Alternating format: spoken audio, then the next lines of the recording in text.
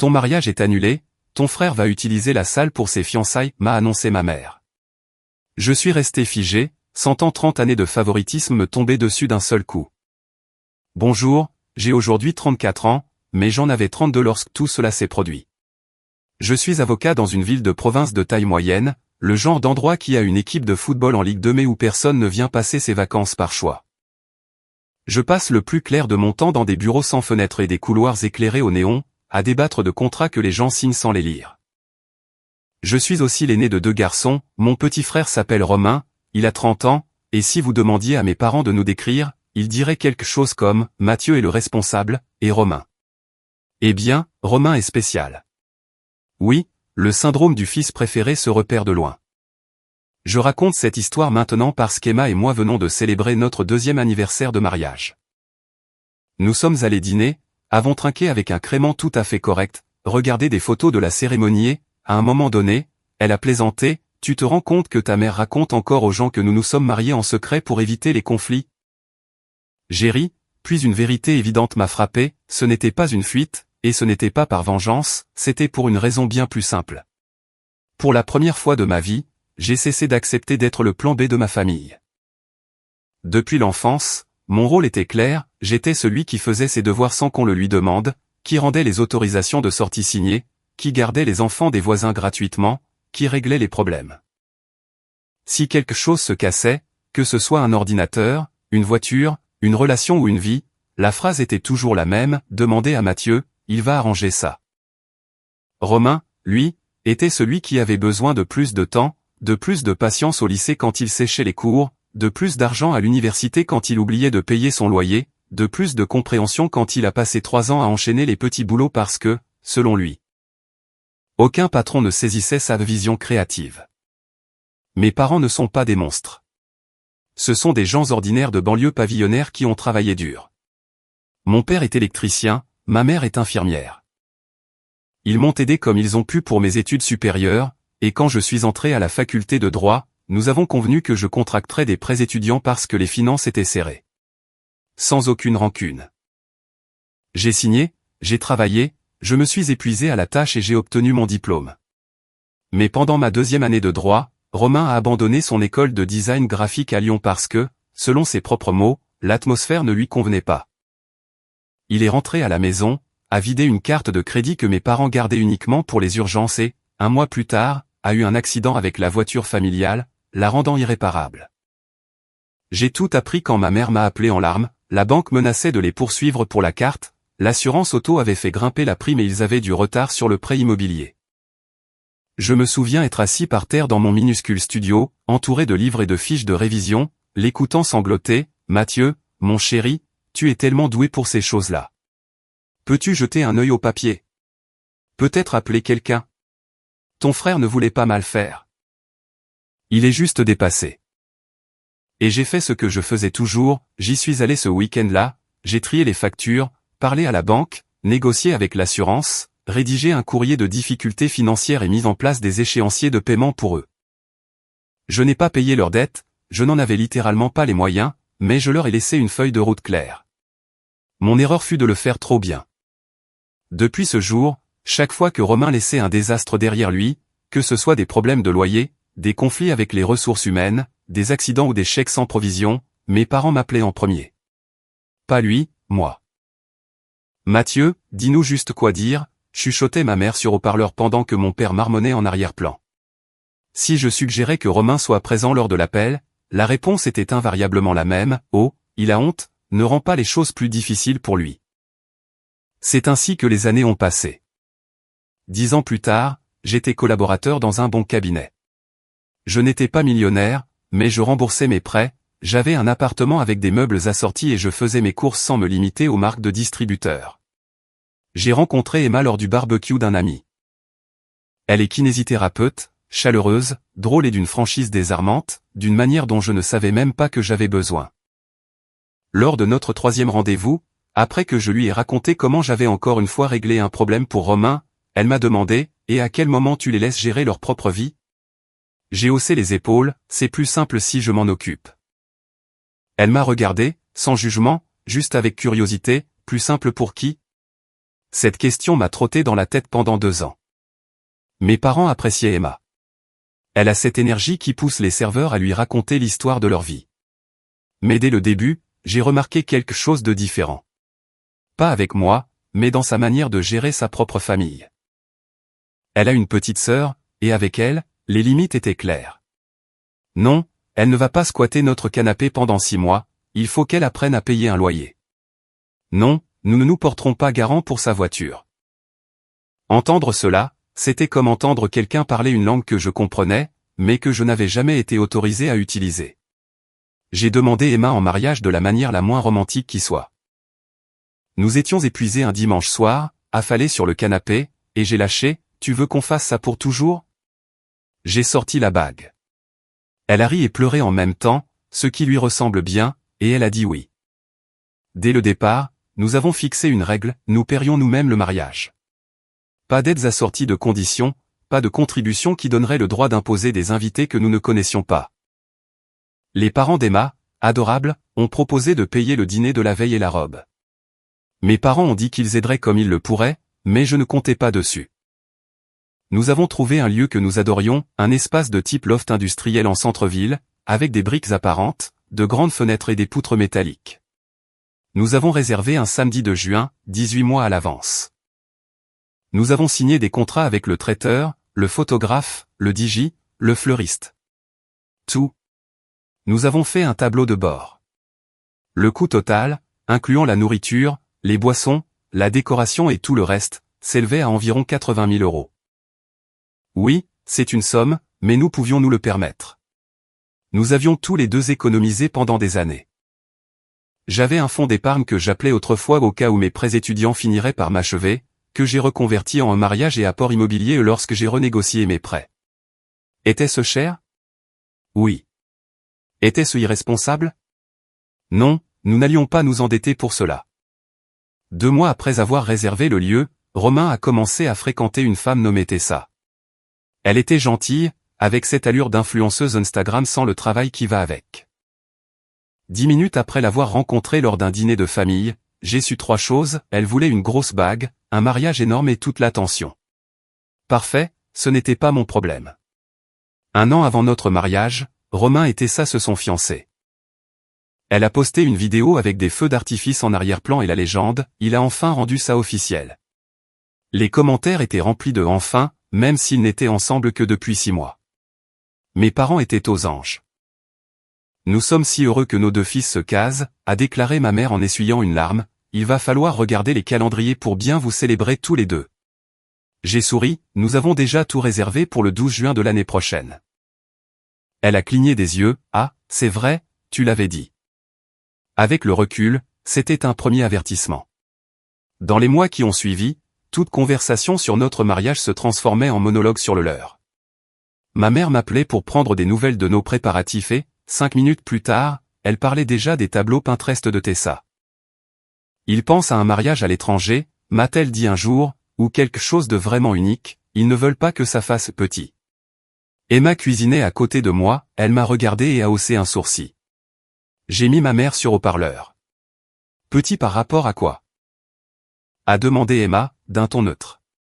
Ma mère a bafouillé, non, non, je ne parlais pas de votre mariage, juste en général. Puis est venue la première demande. Ma mère m'a appelé un après-midi alors que j'étais entre 2 rendez-vous, mon chéri, ton frère se disait que tu pourrais peut-être décaler un peu ta date, juste pour donner un peu d'air à la famille. Tout est déjà réservé, ai-je répondu, les contrats sont signés, nous perdrions les acomptes. Le propriétaire du lieu peut comprendre, non? Tu es avocat, tu sais comment parler aux gens. Je me suis pincé l'arête du nez. Maman, les contrats ne sont pas une question de compréhension, mais de date, d'argent et de signature, lui ai-je rappelé, nous nous sommes engagés pour le 12 juin. Elle a soupiré, tu es si rigide parfois, Mathieu. Tu ne peux même pas demander? Non. Ce mot a résonné comme une petite révolution. Je ne vais pas demander à un lieu et à 5 prestataires de modifier une date choisie il y a plus d'1 an juste parce que Romain vient de se fiancer. Elle est restée silencieuse. Ton frère a l'impression que tu n'es pas heureux pour lui. Je suis très heureux pour lui, ai-je dit, mais son bonheur n'exige pas que je détruise 18 mois de planification. Nous avons terminé l'appel poliment, je t'aime, maman, moi aussi, mon chéri, mais j'ai raccroché avec cette vieille boule au ventre. Au cours des mois suivants, un schéma s'est dessiné, chaque conversation concernant notre mariage devenait une tentative d'ajustement pour que le mariage de Romain ne paraisse pas moins bien. Pourriez-vous ne pas faire de repas assis? Ils ne veulent pas que le leur ait l'air moins cher. Gardez votre liste d'invités raisonnable pour que les gens ne se sentent pas obligés de venir aux deux. Ça te dérange si on utilise la même palette de couleurs? Tessa adore le bleu ardoise. C'était comme si notre mariage était une cellule dans un tableur qu'ils devaient modifier pour que leur formule fonctionne. Emma le voyait très clairement, il traite ton mariage comme une option, m'a-t-elle dit un soir pendant que nous révisions le budget, comme quelque chose qu'ils peuvent déplacer sur le calendrier. Moi, comme toujours, j'ai répondu, ce n'est pas grave, ils sont juste enthousiastes. Emma a posé sa main sur la mienne, je t'aime, mais écoute-toi. Tu dis toujours ce n'est pas grave quand, de toute évidence, c'est grave.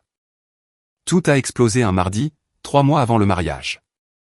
J'étais à mon bureau en train de préparer un dossier quand j'ai reçu une notification de la conversation de groupe familial sur WhatsApp. Normalement, je la mets en sourdine, mais l'aperçu disait les nouvelles des mariages avec 3 émojis cœur de ma mère. J'ai ouvert. La famille, a-t-elle écrit, nous sommes ravis de vous annoncer que Romain et Tessa ont fixé la date de leur fête de fiançailles. Nous avons décidé de la faire le 12 juin, a-t-elle poursuivi, comme ça. Tout le monde pourra être ensemble et nous n'obligerons pas les gens à voyager 2 fois. Nous considérerons cela comme le grand événement familial, et nous célébrerons Mathieu et Emma plus tard, quand les choses seront plus calmes. Je suis resté à fixer l'écran. Puis un autre message est arrivé, cette fois directement pour moi, la date de ton mariage est annulée. Ton frère a programmé sa fête de fiançailles le même jour. Ça n'a pas de sens de diviser la famille. On t'aidera à trouver une autre date, je t'aime. Annulé. Comme s'il s'agissait d'un rendez-vous chez le dentiste. Je suis resté assis sur ma chaise de bureau. La ventilation de l'immeuble semblait soudainement plus bruyante et, pendant une seconde, je me suis demandé si je lisais bien.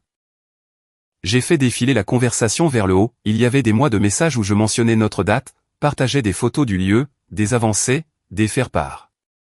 Tout était là. J'ai répondu à ma mère, juste pour être clair. Tu veux dire que papa et toi ne viendrez pas le 12 juin? Elle a mis du temps à répondre. Les points de suspension apparaissaient et disparaissaient, Mathieu, mon chéri, nous ne pouvons pas demander aux gens de choisir entre vous deux, ce serait égoïste. La fête de Romain et Tessa sera plus grande, et c'est plus simple de tout centrer là-dessus. Vous êtes plus discret. Tu comprendras. On fera quelque chose d'intime pour vous à l'automne, quand ce sera plus tranquille. C'était reparti, j'allais comprendre. Le fils responsable, le flexible, celui qui devait adapter sa vie pour que le préféré n'ait pas à le faire. J'ai pensé à toutes les fois où j'avais nettoyé ses dégâts financiers pendant qu'il protégeait Romain de devoir parler à un seul créancier. J'ai pensé à chaque « tu es tellement mature » qu'il me lançait comme un lot de consolation à la place d'un vrai soutien. J'ai pensé à chaque fois que mes besoins étaient jugés moins urgents parce que j'étais le plus fort. J'ai pensé à Emma, qui avait passé des heures à déguster des gâteaux, à choisir des fleurs, à réviser des listes d'invités, en croyant que ma famille nous aimait au moins un peu. J'ai pensé aux contrats dans mon bureau, aux acomptes non remboursables, aux clauses d'annulation que j'avais bel et bien lues, et au fait qu'aucune ne mentionnait sous réserve de l'agenda social du petit frère. J'ai écrit une seule phrase, d'accord. Ma mère a répondu presque immédiatement, je savais que tu comprendrais, tu es un super grand frère. On parle bientôt de nouvelles dates. J'ai posé mon téléphone, écran vers le bas, je me suis adossé à ma chaise et j'ai regardé le plafond. Curieusement, je n'étais pas en colère comme on pourrait s'y attendre. J'avais plutôt l'impression que quelqu'un venait de me retirer une écharde profondément enfoncée depuis des années. Ça faisait mal, mais c'était une douleur nette. Ce soir-là, j'ai tout raconté à Emma. Je lui ai donné mon téléphone et je l'ai laissé lire en silence. Quand elle a eu fini, elle l'a posé délicatement sur la table et m'a regardé. D'accord, a-t-elle dit, nous avons des options. Option 1, ai-je dit, à moitié en plaisantant, on annule tout, on part à l'île Maurice et on leur envoie une carte postale. Tentant, a-t-elle répondu. Option 2, on déplace la date, on se plie pour maintenir la paix, et tu les détestes en silence pour le reste de ta vie. Non merci. Emma a fait une pause. ses yeux se sont aiguisés, prenant cette expression qu'elle a à la salle de sport quand elle s'apprête à soulever plus lourd que ce que le coach a suggéré. Option 3, on arrête de se comporter comme s'ils étaient propriétaires de cette journée simplement parce qu'ils partagent ton sang. J'ai cligné des yeux, et ça ressemble à quoi, en pratique? C'est toi l'avocat, a-t-elle dit, que disent les contrats? Nous avons ouvert le dossier sur l'ordinateur portable. Le lieu, paiement intégral 30 jours avant, aucun changement de date autorisé sans une pénalité de 50%. Le traiteur, versements échelonnés non remboursables. Le photographe, acompte non remboursable. Le digi, les fleurs, la location, pareil. En résumé, si nous déplacions la date, nous perdions énormément d'argent. Version courte, a demandé Emma. J'ai fermé l'ordinateur, la version courte, c'est que le mariage a lieu le 12 juin. Emma a souri lentement, bien. Alors maintenant, on décide qui est invité au mariage que nous sommes déjà en train de payer. Nous n'avons pas fait de scandale. Il n'y a pas eu de discours dramatique ni d'ultimatum. Nous avons simplement fait quelque chose auquel ma famille ne s'attendait pas du tout, nous avons traité notre mariage pour ce qu'il était, le nôtre. Au cours de la semaine suivante, nous avons ajusté la liste des invités. À l'origine, il devait y avoir environ 150 personnes, dont à peu près 70 de mon côté, cousins, famille éloignée, amis et des gens que ma mère tenait absolument à inclure. Nous avions déjà envoyé les save the date, mais pas encore les faire-part officiels. Nous avons réduit le mariage à 85 invités, principalement la famille d'Emma, nos amis proches et quelques membres de ma famille qui m'ont toujours traité comme un être humain et non comme une assistance technique. Nous sommes allés au lieu de réception avec le même calme que lorsque je me présente au tribunal. J'ai expliqué à la coordinatrice qu'il pourrait y avoir un drame familial, si quelqu'un arrive en disant que l'événement est annulé, il se trompe. Les seules personnes autorisées à prendre des décisions sont Emma et moi. La coordinatrice, une femme d'une cinquantaine d'années qui avait clairement tout vu, a hoché la tête, c'est noté. Nous avons déjà eu ce genre de situation. Nous mettrons un agent de sécurité à l'entrée avec la liste. Personne n'entre à la cérémonie sans être approuvé. J'ai envoyé un message à mes parents pour être techniquement transparent, salut maman. Juste pour que tu saches, Emma et moi maintenons notre réservation pour le 12 juin. Nous comprenons que vous ferez la fête de fiançailles de Romain ce jour-là. Vous nous manquerez. Mais nous ne changerons pas nos plans. Elle m'a appelé dans les 30 secondes, Mathieu, comment ça, tu maintiens? Nous avons déjà dit à tout le monde que ça n'aurait pas lieu. Alors dis-leur que ça aura lieu, ai-je répondu, ou ne le fais pas, c'est ta décision. Ce n'est pas juste, la famille passe avant tout. On ne peut pas diviser tout le monde. J'ai pris une grande inspiration, maman, vous avez annoncé vos plans sans nous demander. Tu m'as dit que mon mariage était annulé sans vérifier les contrats, sans penser à ce que ça coûtait. Tu as déjà fait ton choix, moi aussi. Elle s'est mise à pleurer, et au milieu de ses larmes, la colère a pris le dessus, tu fais ça pour nous punir? Pour punir Romain? Tu sais qu'il a toujours eu des difficultés et que tu as toujours été le plus doué pour tout gérer. Ne peux-tu pas être généreux juste cette fois-ci? Maman, ai-je dit doucement, j'ai été généreux juste cette fois-ci pendant 30 ans. Silence. Je ne te demande pas d'annuler quoi que ce soit, ai-je poursuivi, si vous voulez que cette fête soit le grand événement familial, allez-y. Les gens iront où ils voudront, mais nous n'allons pas réorganiser notre mariage autour de la fête de fiançailles de mon frère. Elle a reniflé, alors, c'est comme ça que ça va se passer? C'est comme ça que ça va se passer, ai-je confirmé, nous serions ravis que vous soyez là, mais nous irons de l'avant quoi qu'il arrive. Nous avons raccroché avec cette politesse brutale qui blesse plus que des cris. Dans les semaines qui ont suivi, j'ai appris par une tante, qui n'est pas connue pour sa discrétion, que mes parents disaient à tout le monde que nous avions reporté le mariage, que nous étions sensibles à propos de la date, que je n'étais peut-être pas prêt. Que j'avais accepté de nous concentrer d'abord sur Romain. Je ne les ai pas corrigés. Non pas parce qu'ils avaient raison, mais parce que ce n'était plus mon travail de débattre du mensonge dont ils avaient besoin pour se sentir décents. J'avais passé trop d'années à être le vérificateur de faits de la famille. Au lieu de cela, je me suis concentré sur Emma, sur mon travail et sur la logistique. J'ai vécu ma vie. J'ai posé des jours de congé, je les ai marqués comme préparation de plaidoirie, car nous, les avocats, sommes plus respectés lorsque nous sommes censés être au tribunal. Emma a également posé des congés. Nous avons confirmé chaque prestataire, revu les horaires, déposé les décorations sur place. 2 jours avant, ma mère m'a envoyé un message, n'oublie pas que la fête de fiançailles de Romain commence à 15 h samedi. Nous allons faire des photos tôt, tout le monde est très enthousiaste. J'ai fixé le message. Je l'ai montré à Emma, nous avons tous les deux simplement secoué la tête. Notre cérémonie était à 14 h. Je me suis réveillé avant le réveil. La chambre d'hôtel était sombrée, pendant un instant, cette vieille anxiété est revenue, est-ce que je fais quelque chose de terrible ? Suis-je en train de briser ma famille ? Emma a bougé, ébouriffée, les yeux à moitié ouverts, et a murmuré, tu penses beaucoup trop fort. J'ai ri nerveusement. Ça s'entend tant que ça, ai-je admis, mais c'est aussi étrange. Je suis calme. Emma m'a pris la main, nous ne faisons rien de mal, Mathieu. Je sais, ai-je dit, j'aimerais juste qu'il n'y ait pas besoin d'une telle division. Tes parents ont créé la division quand ils t'ont dit que ton mariage était annulé, a-t-elle répondu, nous avons juste refusé de disparaître. La journée a été sincèrement magnifique.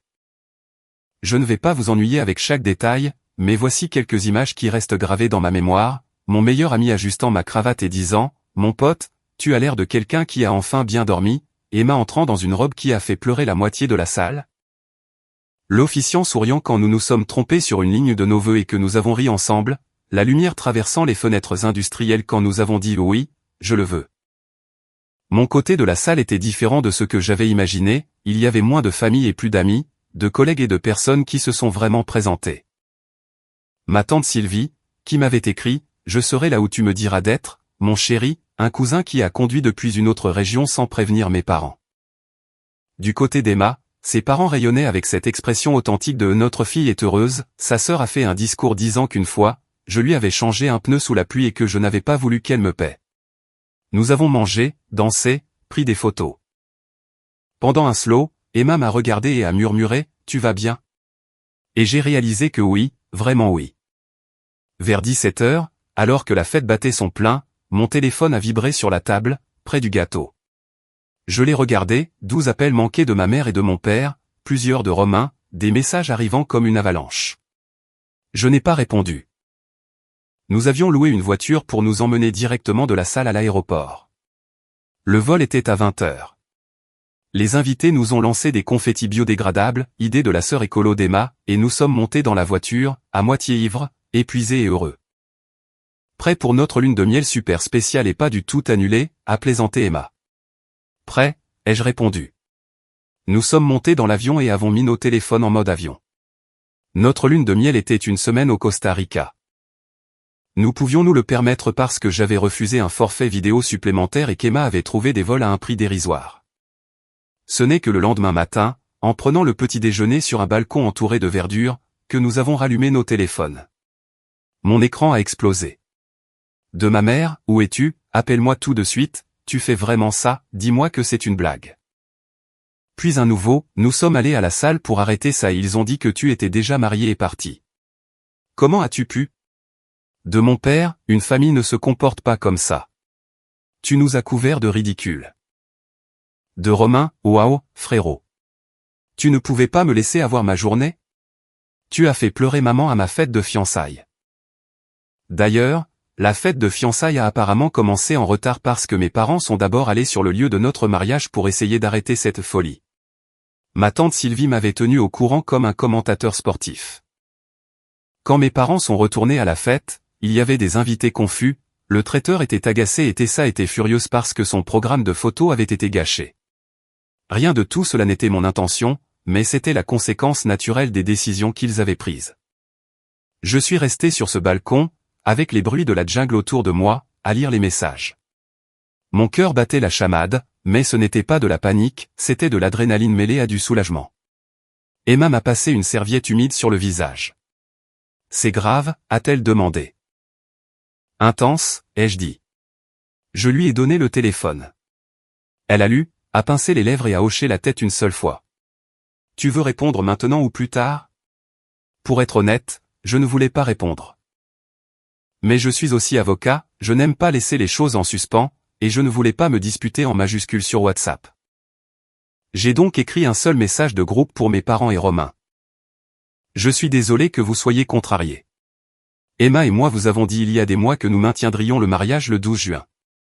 Vous avez choisi de programmer un autre événement ce jour-là et de dire aux gens que notre mariage était annulé sans notre consentement. Nous avons maintenu la date que nous avons réservée et payée. Nous aurions adoré que vous soyez présents. Cette invitation reste ouverte pour l'avenir si des limites saines sont respectées. Nous sommes maintenant en lune de miel et ne serons pas sur nos téléphones. Nous parlerons à notre retour. Je l'ai lu à Emma. Trop dur. C'est factuel, a-t-elle dit, tu n'insultes personne, tu dis juste ce qui s'est passé. Je l'ai envoyé. Ma mère a répondu presque immédiatement, bien que j'ai dit que nous ne serions pas sur nos téléphones, je n'arrive pas à croire que tu joues les victimes. Tu nous as mis la honte devant tout le monde. Ne reviens pas avant un moment. J'ai posé le téléphone face vers le bas et j'ai regardé les arbres. Emma m'a pris la main, tu vas bien? Et, pour la première fois de ma vie, j'ai répondu en toute honnêteté, oui, je crois que oui. À notre retour, le conflit a suivi le scénario prévisible. Emma et moi avons réduit les contacts avec mes parents. Nous ne les avons pas bloqués, nous avons juste pris nos distances. S'ils m'envoyaient des paragraphes accusateurs, je ne répondais pas, s'ils m'envoyaient quelque chose de neutre, j'espère que vous allez bien, je répondais poliment. J'ai refusé de rouvrir le procès encore et encore. La famille élargie a commencé à m'écrire en privé. Une tante m'a appelé, pour que tu le saches, ta mère a dit à tout le monde que tu avais accepté de reporter le mariage. Quand Sylvie et moi avons vu que les faire-part n'avaient pas changé, nous avons compris ce qui s'était passé. Nous sommes fiers de toi d'avoir tenu bon. Un cousin m'a envoyé un message privé sur Instagram, ton mariage avait l'air incroyable, je suis désolé. J'ai cru à l'histoire selon laquelle il l'avait déplacé. Si j'avais su, je serais venu. Même certains amis de mes parents, des gens qui me connaissaient depuis l'enfance, ont envoyé des cartes adressées uniquement à nous, nous avons entendu dire qu'il y avait eu une confusion, nous sommes heureux que vous ayez fait ce qui était juste pour vous. Pendant la fête de fiançailles, plusieurs invités ont demandé pourquoi mon mariage avait été annulé. Quelqu'un a lâché qu'il n'avait pas été annulé, mes parents avaient simplement décidé de ne pas y aller. Tessa était furieuse parce que sa journée spéciale avait été éclipsée par des questions sur nous. Romain s'est mis en colère contre moi comme si j'avais provoqué cela depuis un autre pays.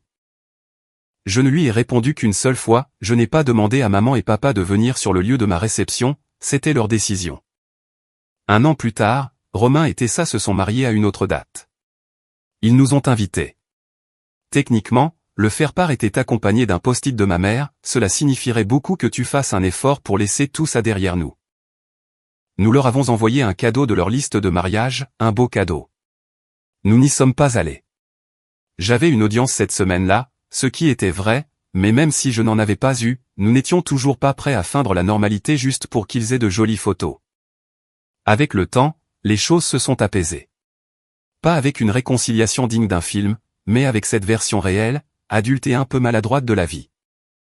Ma relation avec mes parents est distante, nous nous parlons quelques fois par mois, uniquement de sujets superficiels, le travail, la santé, la météo. Je ne suis plus le gestionnaire de crise de la famille. Quand Romain a eu des ennuis au travail et que ma mère m'a supplié de juste jeter un œil à son contrat, j'ai dit non et j'ai laissé le silence s'installer. Emma et moi avons acheté une petite maison, une vieille maison qui grince. Nous l'avons remplie de photos des gens qui étaient avec nous, pas de ceux qui ont essayé d'effacer notre mariage du calendrier. Parce qu'au final, c'est ce qui s'est passé. Ma mère n'a pas simplement annulé une date, elle a essayé de m'effacer. Et pour la première fois de ma vie, je ne l'ai pas laissé faire. Commentaire, je suis toujours touché de voir à quel point nous portons parfois des rôles familiaux qui ne nous appartiennent plus. Prendre soin des autres est une belle qualité, mais cela ne doit jamais se faire au détriment de sa propre dignité. Poser des limites claires n'est pas un acte d'égoïsme, mais un geste de respect envers soi-même. Nous avons le droit de cesser de réparer les erreurs de ceux qui refusent d'assumer leurs responsabilités.